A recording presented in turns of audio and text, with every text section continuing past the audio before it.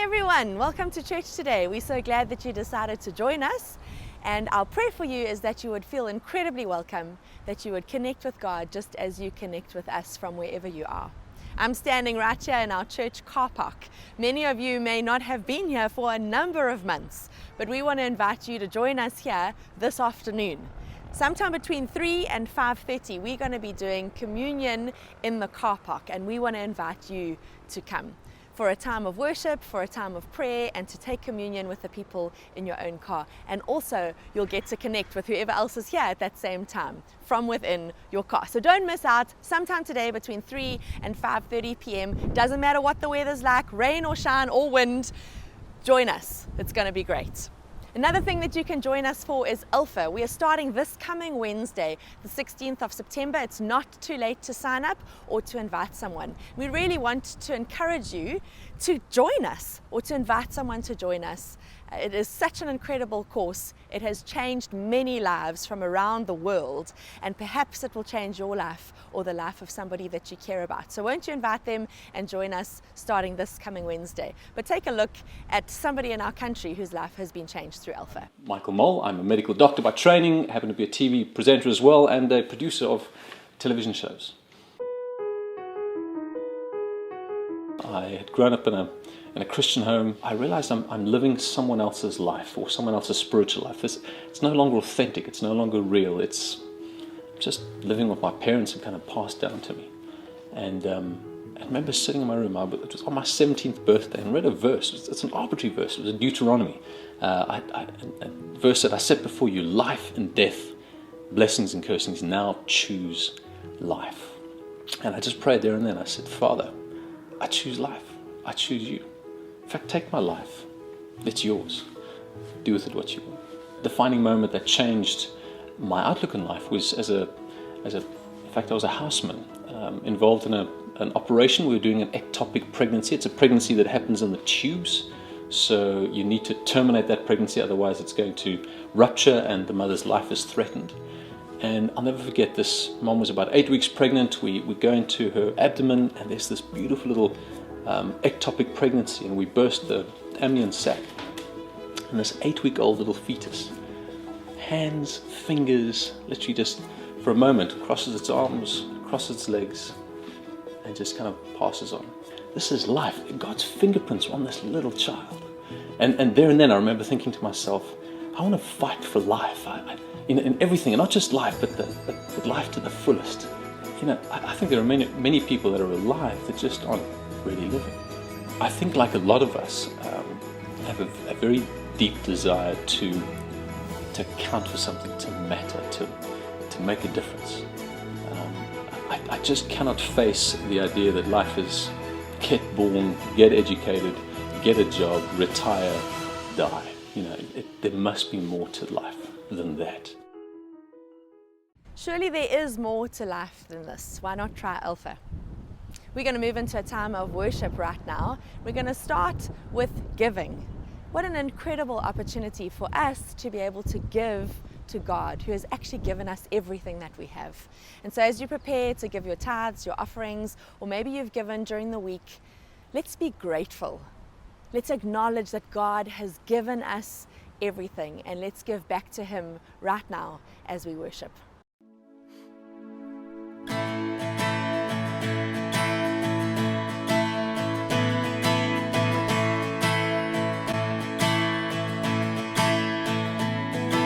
Praise a hallelujah in the presence of my enemies.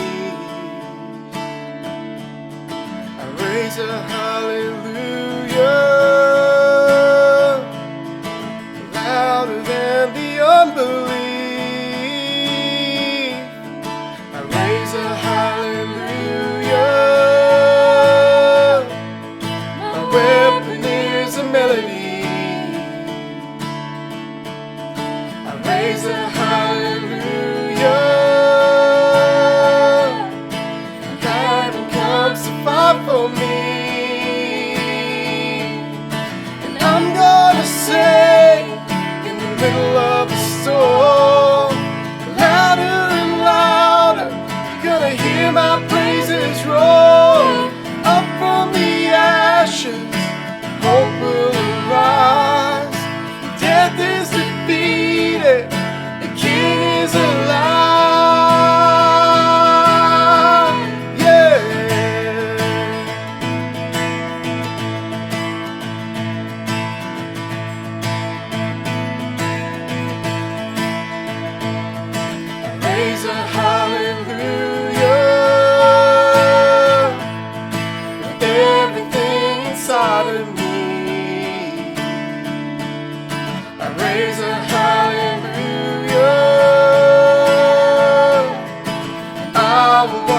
darkness flee. I raise a hallelujah in the middle of the mystery. I raise a hallelujah. Fear you lost your hold on me. And I'm gonna say in the middle of the storm, louder and louder, you're gonna hear my praises roar. Up from the ashes, hope will arise. Death is defeated, the King is alive.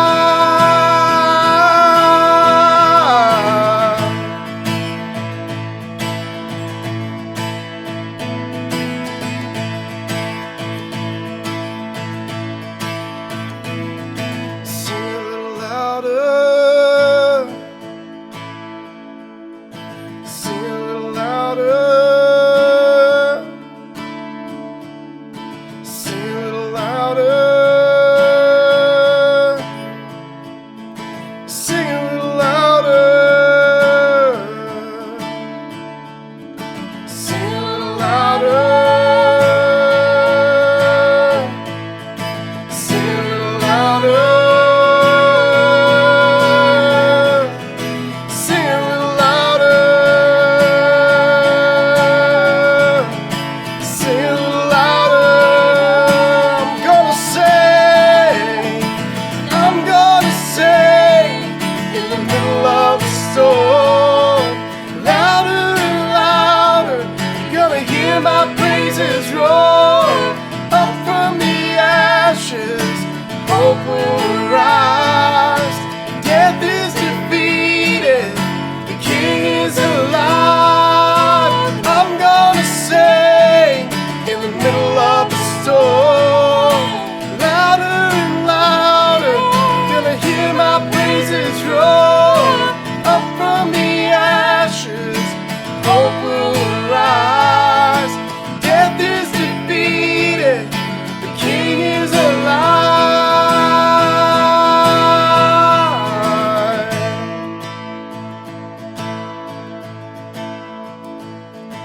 Raise a hallelujah in the presence of my enemies. Raise a hallelujah louder than the unbelief. Raise a hallelujah.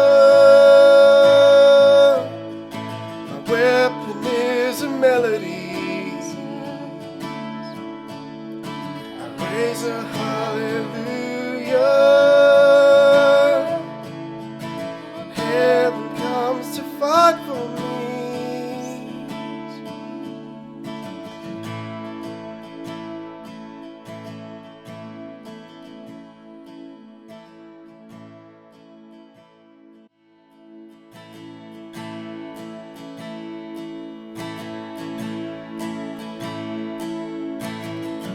You are the word at the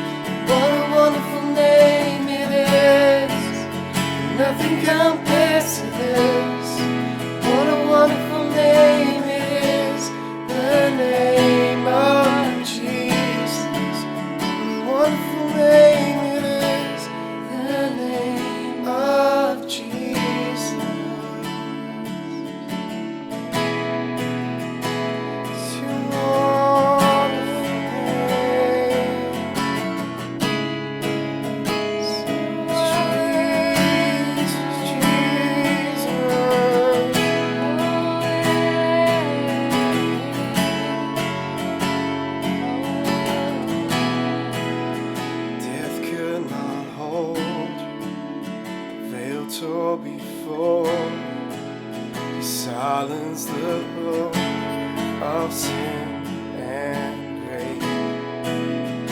Heavens arose, praise of the glory, for you are raised to life.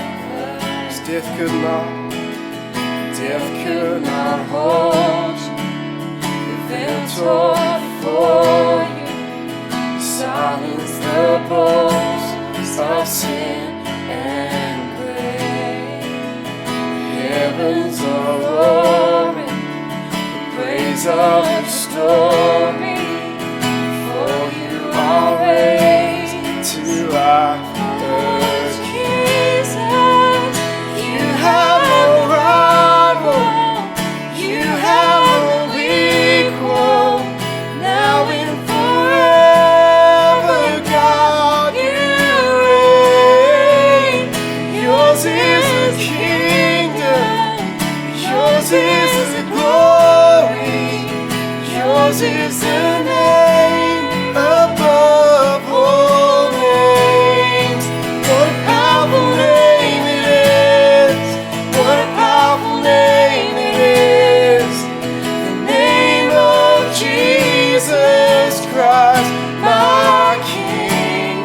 And what a powerful name it is, nothing can stand against. What a powerful name it is, the name of Jesus. 'Cause you have no rival, you have no equal, now and forever, God, you reign.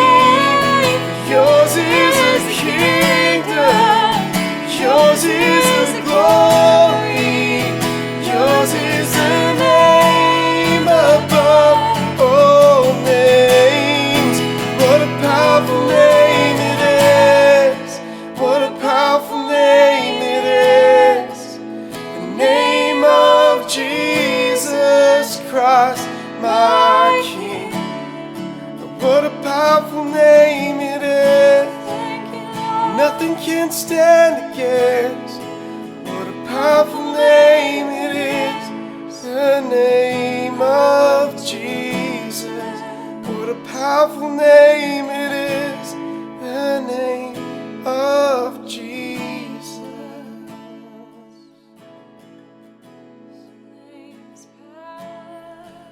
Let's pray together. God, thank you that we can worship you through singing. Thank you that people put down lyrics and words and help us to connect with you. God, thank you that we have your word and that it's in a place where we can go and get it and read it and discover the truths about you. And that your word invites us to hear what you have to say. God, as we sing our worship and as we listen to your word and as our hearts are changed, may we become people who live out that incredible invitation by the King of Kings and the Lord of Lords to be part of his people in a lost and hurting world. Speak to us from your word today, Jesus. Amen.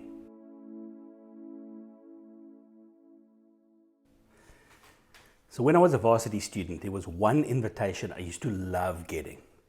It was my brother inviting me to lunch on a Sunday. Now, I wish I could say that it was just joyful because my brother was inviting me to lunch, but it was more than that. It wasn't really about my brother, it was about my brother's father-in-law, who invited a whole lot of us to lunch pretty much every Sunday while I was at varsity. And what was cool is that he knew the best restaurants. He also could pay for any kind of meal, and you know what it's like when you're a student. But what added to that was afterwards, we all got to go to exclusive books. Back in those days, there was one exclusive books. It was in Hillbrow, And we used to go there and we all got to choose a book. And so there was just so much in that invitation. It wasn't just an invitation to a meal. The food was always epic. But it was just an invitation to that whole vibe and to being with my family, with my brother, my sister was often there. And just that experience of being with somebody at a meal that was there to provide not just food, but conversation and treats and all sorts of things. I love those kinds of invitations.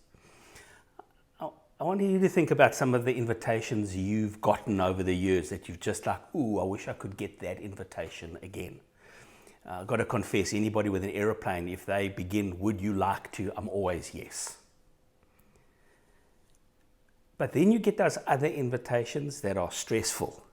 It's like, whoa, I don't know if I want to go. I don't know if I'm going to do the right thing at the meal. I don't know if I'm going to say the right things. Do I have the right clothes? We all love invitations, but I think we all end up with really kind of mixed feelings towards them. I want you to imagine for a moment that you get invited to something by Jesus. I don't mean like a fantasy kind of thing. Oh, if Jesus invited me to do this, but really. So you really get this invitation. I mean, what would stress you out? Would you be keen to go, or would you like, whoa, what am I supposed to wear? What's it going to be like to be invited by Jesus to a meal, and what's going to happen? The great thing is actually you don't have to wonder about that. You can know what it's like to be invited by Jesus to a meal, because the New Testament is actually full of stories. The Gospels are full of stories where people end up at meals with Jesus. And so I want to just tell you about some of the things that you can be sure will be part of a meal with Jesus, because we read it in the stories. One of the things that I can tell you about a meal with Jesus is that the potential for joy and amazement will always be there. That you could end up at this meal and just be overwhelmed with joy and amazement.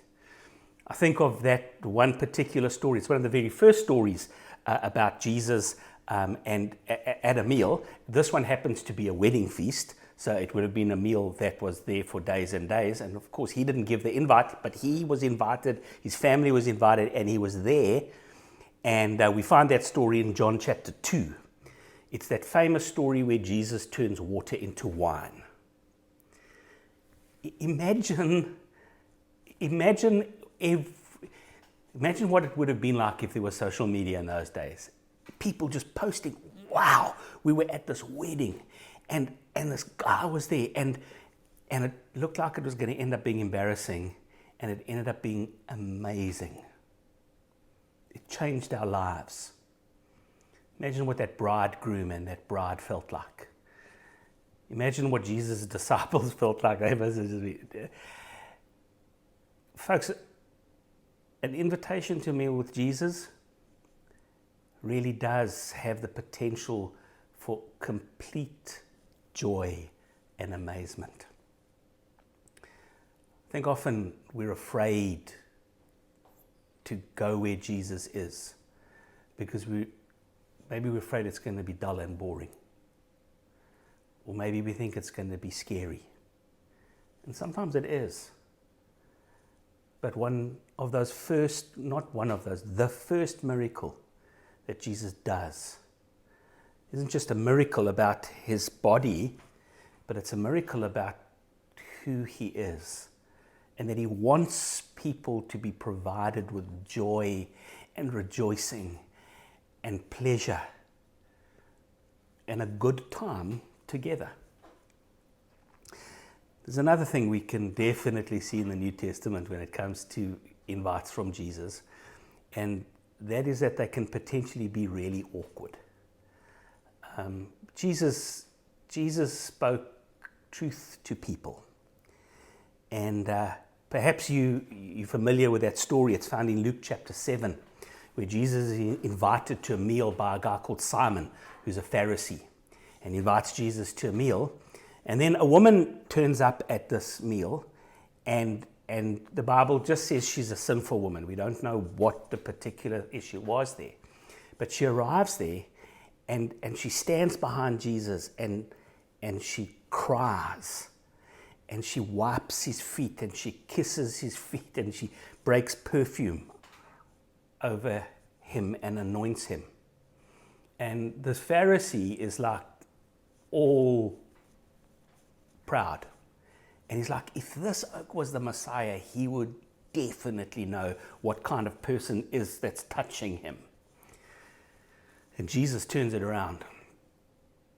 And he says, Simon, when I arrived here, you didn't even offer me water to wash my hands, which all hosts should do. But this woman has washed me with her tears. And Simon gets a lesson in who Jesus is and what Jesus has come in this world to do, to find people who are lost and without him. And it turns incredibly awkward in that moment for Simon. So the truth is, an invitation to Jesus may end up being awkward, because it may end up that we have to examine ourselves, just like Simon did. There's a third thing that I can see in meals with Jesus in the Gospels, is that meals with Jesus are regularly completely life-changing. People come in one way and they leave completely changed. That story that I just spoke about Jesus eating with Simon the leper, the end of that passage in verse 50, it says this: Jesus said to the woman, "Your faith has saved you. Go in peace." She arrived broken. She arrived full of guilt. She arrived desperately needing love and affirmation and acceptance, and above all, salvation. And she left with a completely changed life. Jesus said to the woman, "Your faith has saved you. Go in peace." But not only are these meals just life-saving like that, they can also be life-saving, life-changing sometimes in challenging ways. There's another story very similar to this one found in John chapter 12, where Jesus goes to Lazarus' house, his friend Lazarus, who he raised from the dead. There's Lazarus, there's Mary, and there's Martha, and a similar thing happens there. And Jesus is anointed, perfume is broken over him, and Judas gets all uppity and says this is a waste of money. But we read a little thing there that after this incident, after this happened, the Pharisees were trying to kill Lazarus, because Lazarus was now part of the story of Jesus and part of the story of salvation. And Lazarus could testify that Jesus raised people from the dead. And so the life change, that invitations that Jesus brings, isn't just always about the good. Sometimes it's about putting us in a place that may be really hard, may be really difficult. But it is a place of Jesus saying, "I want you to change to serve me better." So one more thing that happens when people have meals with Jesus, and that is that often the miraculous happens. There's a great story of Jesus having breakfast. It's a fish fry, basically, on the beach. His disciples have he's died. They don't know what to do. They're feeling abandoned, and so they go fishing. And Jesus arrives, it's in John chapter 21. He arrives at the beach and they're out fishing, and he speaks to them, and then he invites them to shore. They catch this miraculous amount of fish. Please go and read the story. It's really great. It's the beginning of John chapter 21. And there they arrive on the beach, and Jesus not only has enabled them to catch more fish than they ever imagined, but Jesus also provides this meal for them on the beach, and they sit and they eat and they talk together. And then Jesus calls Simon Peter aside. Maybe you know who Simon Peter is, that disciple who denied Jesus. If you aren't familiar with the story, you should perhaps ask a Christian friend to point it out to you. But he pulls him aside and he says, Peter, I don't want to just talk to you about the miracles you've seen here of lots of fish and breakfast and all of that. I want to talk to you about the miracle of your life. That I'm going to send you out to love people in my name. But Simon, you have to figure out who you really love. And you need to love me. And Jesus turns in a miraculous way the life of this guy who completely denied him and says to him, I still want you on my side. I still want you with me. I still want you to do all those things I planned for you, Simon. Jesus miraculously restores Simon Peter's life to him. So the truth is that meals with Jesus aren't about the food, are they? They aren't about what you wear. They aren't really about the setting. They're about Jesus and who's with him.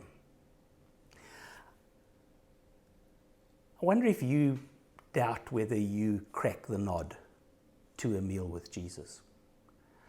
I wonder if you think to yourself, I will never get an invite like that.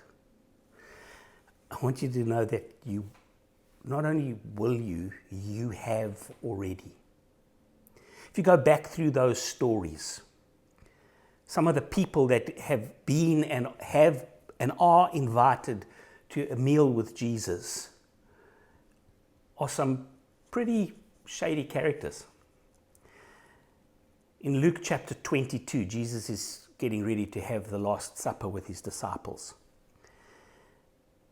And in verse 15, he says this, and he said to them, I have eagerly desired to eat this Passover with you before I suffer. Church family, Jesus eagerly invites you. He invites the guilty. Go and read those stories. There were tons of people that had lots of guilt in their lives that were invited to those meals with Jesus. The innocent are invited. Those who just happened to be there, spectators. Those who actually weren't meaning to connect with Jesus but just did. Pharisees are invited to meals with Jesus. Above all, sinners are invited to meals with Jesus. You see, the truth is, it's not that Jesus will accommodate you. He doesn't want to accommodate any of us at a meal. He wants us to be there because the meal is about us and about him. And that's why we, as the followers of Jesus, when he says to us, I have eagerly desired to eat this Passover with you before I suffer, must grab every opportunity. We're celebrating what we call communion together today. And so I want to remind you that every invitation you get from Jesus, not just to communion, but every invitation you get from him to a meal shouldn't drive us away, shouldn't fill us with fear. It should fill us with joy. We need to run towards that invitation. You see, because Jesus invites us not just to have food with him, but to have a deep and eternal relationship with him. During that Passover, Jesus takes bread and he breaks it and he gives it to his disciples and he says, this is my body that is broken for you. And then after supper, he takes a cup and he says, "This cup is the new covenant in my blood." As often as you eat this bread and drink this cup, you celebrate the Lord's death until he comes. But we don't just celebrate the death of Jesus, we celebrate the life of Jesus. We celebrate an invitation. And so after the service, if you are able to, won't you come around to the church? We'll be there from 3 until 5:30.